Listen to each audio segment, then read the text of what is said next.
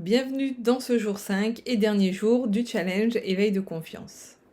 Cette dernière journée va être plutôt dédiée à la vue d'ensemble de son poste de manager et de la confiance qu'on peut avoir en ses compétences. Si je résume ce qu'on a vu depuis le début de la semaine, on a beaucoup regardé nos croyances limitantes et le regard sur soi par rapport à la connaissance de soi et à nos modes de fonctionnement.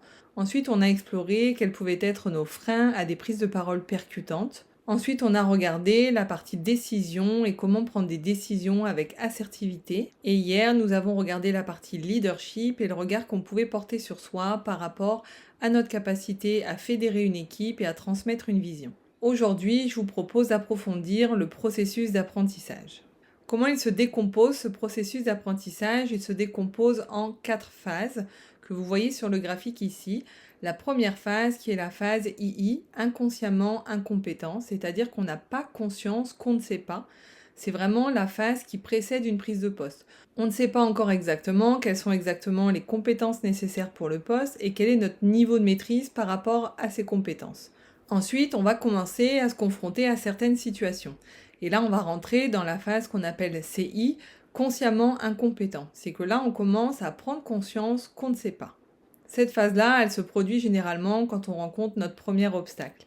Et c'est à ce moment-là que les premières pensées limitantes vont commencer à apparaître. Ensuite, on va venir développer nos compétences progressivement et on va atteindre la phase CC, consciemment compétent.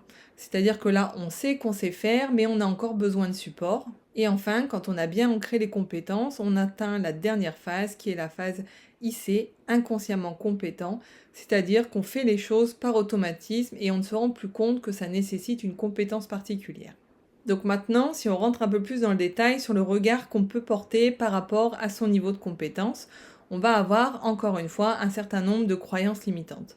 La première croyance limitante qui va apparaître face à notre niveau de compétence, c'est que je n'ai pas le temps de me former.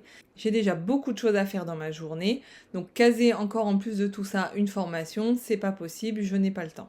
Deuxième croyance limitante, c'est qu'on peut penser ne pas avoir le soutien nécessaire autour de soi pour se développer. De toute façon, personne ne me propose de formation, personne ne voit que je suis en difficulté sur le poste et tout le monde s'en fiche. Troisième croyance limitante, il est trop tard pour apprendre, ça fait déjà X semaines que j'ai pris mon poste, maintenant c'est trop tard, si je le fais a posteriori, ça ne fait plus de sens. Quatrième croyance limitante, c'est qu'on va avoir des doutes sur notre capacité à tenir le poste. De toute façon, je ne mérite pas d'être à ce poste, donc je ne mérite pas d'avoir des formations pour me développer. Et enfin, la dernière croyance limitante la plus répandue, c'est que les autres y arrivent mieux que moi, ils sont meilleurs que moi. On a tendance à aller regarder ce que font les autres, on compare des choses qui ne sont pas toujours comparables, avec des contextes qui ne sont pas forcément les mêmes. Du coup, on va porter ce regard sur les autres en se disant que nous, on est moins compétents, on est moins bons, et on ne peut pas y arriver à la hauteur de ce que les autres font. Ensuite, si on regarde les parades, je n'ai pas le temps de me former, réfléchissez plutôt à quelles sont vos priorités et comment vous les organisez. Ça tombe bien parce qu'on a vu dans la journée 3 quels sont les outils qui peuvent nous aider à venir réorienter, réorganiser nos priorités. Au lieu de penser qu'on n'a pas de soutien et que tout le monde se fiche de notre niveau de compétence dans la fonction actuelle, exprimez plutôt vos besoins en demandant clairement ce dont vous avez besoin et de vos ressources.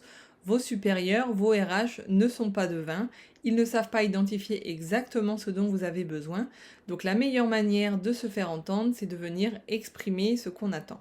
Troisième parade, au lieu de penser qu'il est trop tard pour apprendre, pensez plutôt développement continu.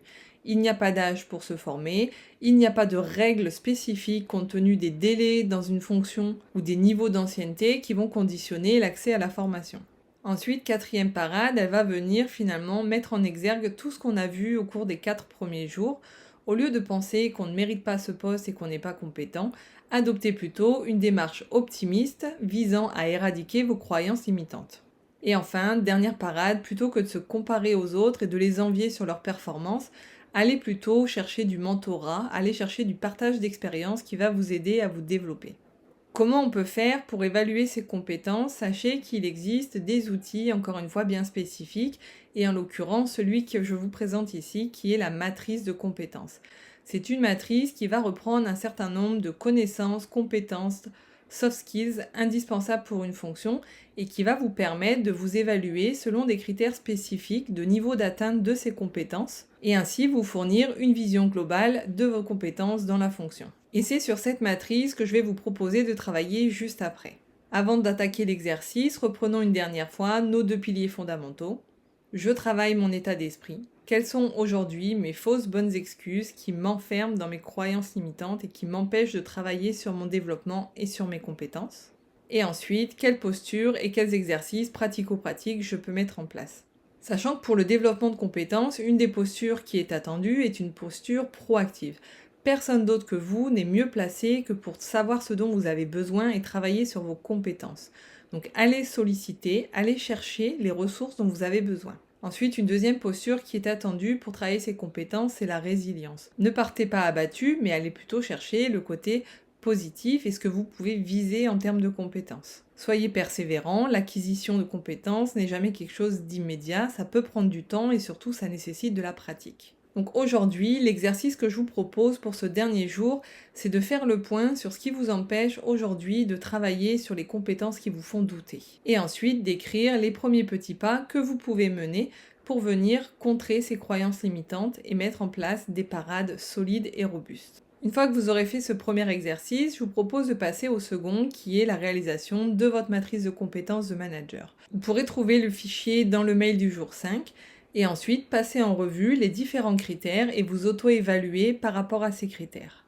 En complément et pour plus d'efficacité, ça peut être intéressant aussi d'avoir un second regard sur votre évaluation. On peut avoir du mal à se positionner par rapport à certaines compétences, donc ce qui peut être intéressant, c'est de faire réaliser également cette matrice par quelqu'un d'extérieur pour bénéficier d'un regard additionnel.